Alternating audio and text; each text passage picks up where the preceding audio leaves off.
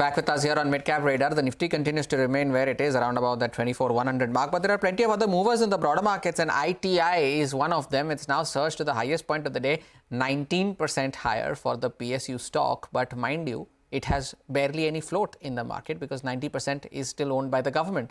So 452 on ITI, a low float PSU, 19% higher there. Bank of Maharashtra is doing well though after its business update. You just mentioned there was a block deal also that took place in the stock recently, 6.5% higher on Bank of Maharashtra. And the oil explorers, the upstream companies, ONGC and Oil India, 6% higher each after the move in crude oil prices. And of course, Oil India being the best PSU performer in 2024 is building onto those gains. But similar stock, oil and gas linked name not having a very good day yesterday was Petronet LNG after the reports, the note that came in from the PNGRB, Citi also having a sell recommendation on the stock. A couple of brokerages have come out this morning. They've shared their views about some key triggers that lie ahead for the company. They're projecting upsides of anywhere between 15 to 18%, be it JP Morgan or be it Morgan Stanley. Both of them have price targets of anywhere between 380 rupees to 400 rupees on the stock.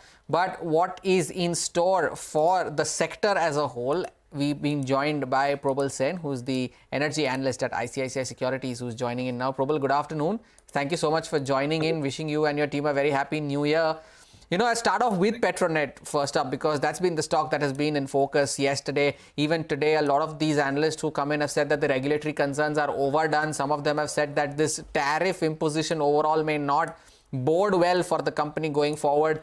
Which side do you lie on? Do you think that these regulatory concerns are overdone, or does Petronet have some headwinds in store going forward?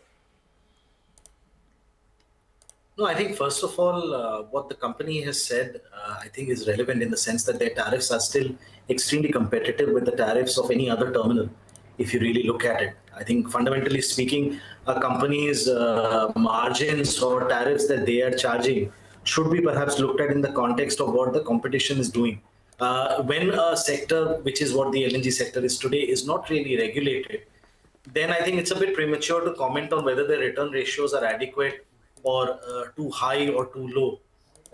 What the PNGRB has stated in the proposal paper is, I think, a call for bringing LNG terminals within the regulatory framework, in which, of course, if and when that happens, they're perfectly within their rights to then look at the return ratios being made, create a regulatory framework for whatever they think is an appropriate return, as far as tariff fixation is concerned. But as of now, I think what the bottom line is that PLNG's tariffs are extremely competitive, even with the 5% escalation, because of course, the first mover advantage that they have. And they are perfectly within their rights, I would think, to sort of exercise that their tariffs, today between 57 to 60 rupees are still well within, the range of what any other terminal is charging in the country today.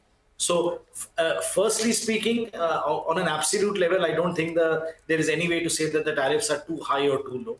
Secondly, as far as regulation is concerned, frankly, it's anybody's view in terms of whether regulation should be brought in on now or not. It's a decision best left to the government and the PNGRB in terms of what needs and does not need to be regulated. I wouldn't want to comment too much on that. As of now, what one can say is that if regulations have to be brought in, then it's a fairly long-drawn process because it's an amendment to the Act itself. Currently, the PNGRB Act does not really have any provisions for the regulation of LNG terminals. So if it has to be done, I think it's something that will be a long-drawn process, will involve several deliberations, public consultation, and so on and so forth. So that's something that doesn't really look like a threat as of now to Petronet LNG. Probal, thank you so much. So one thing that's very clear is that regulating LNG terminals or its tariff currently does not fall under the purview of the PNGRB. Now, however, what we want to understand from you is, have you done any sensitivity analysis in terms of, in case it does come under the purview of PNGRB, we understand it's still a time away, what could be the impact as far as Petronet's earnings are concerned, number one. And number two, what is it that you are suggesting to clients currently? What is it that they should be doing with Petronet LNG if you have it under your coverage? We do have it under coverage. We actually have a sell call on Petronet LNG, but that's not related really to the regulations. we have had a long-standing concern about the capital allocation, specifically in the petrochemical segment, that they are basically going ahead and doing. We do believe that given where the cycle is and the kind of capex that has been announced for the kind of capacity that is being added, Petronet would struggle to make reasonable returns from the 17,000 crore plus petrochemical project that they're setting up.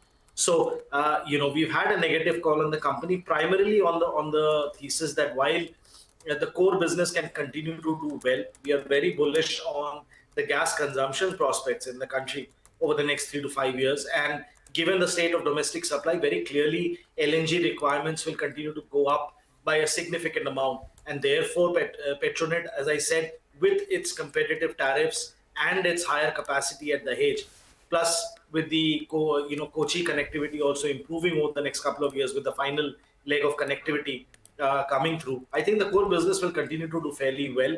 And therefore, earnings will probably still be robust.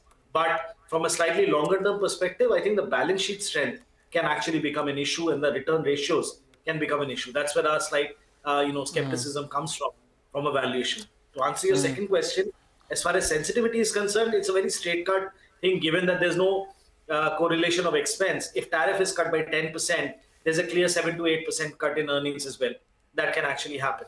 And similarly, if Kochi tariffs are cut, of course, given the lower contribution, there a 10% cut hardly translates to a 1 to 2% hit on the EPS estimates as of now.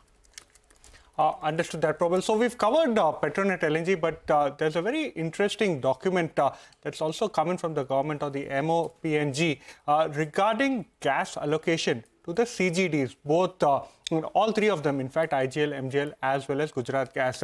First up, explain the document to us, and does this take away all of the worries that the companies faced in October and November when there was a significant cut as far as the APM gas allocation was concerned? Okay, let me first clarify that, the document obviously speaks only in terms of the additional gas, allocation. What seems to have happened from what our understanding is that the internal consumption that is happening for the LPG and LHC segment for both the companies, where they take rich gas, extract C2, C3 and use it to manufacture LPG. As of now, given that that was also a priority segment, the entirety of that gas was priced at the APM gas price, which is what, $6.50. What the government seems to have done, based on what little we can make out from the document, is basically treated this consumption also as a gas consumer. And therefore, in terms of, the consumption of gas, there seems to be stating that you also have to sort of pay market price for a portion of this gas, similar to what the CGDs are now doing with the cut in the APM gas. That is what has led basically in effect to switch about 1.3 MMSCMD of gas from the internal consumption basket to the APM pool, from what we can make out. And of course, it's a positive. It does not take off all of the worries, because the quantum of gas that has been cut over October and November is closer to about 6 MMSCMD from what we understand, between 6 to 6.5. But it does restore about 20% or so of the cut that has happened with this 1.3 MMSCMD plus reallocation. And therefore, the requirement for price increase by the three companies, which are under our coverage, goes down from basically between 8 to 10 rupees to maybe about 6.5 to 7 rupees, of which, of course, they have already taken partial price hikes. So I would say that it sort of alleviates the pressure to a certain extent. It doesn't take away all of it, but it definitely is a relief from a gas cost perspective, to the extent of around, depending on which player and how much gets allocated, between 1.5 to 1.7 rupees per SCM. Understood that. So now, they don't need any more price hikes, is what we understand. Probal, also your view on ONGC is one of the top gainers today.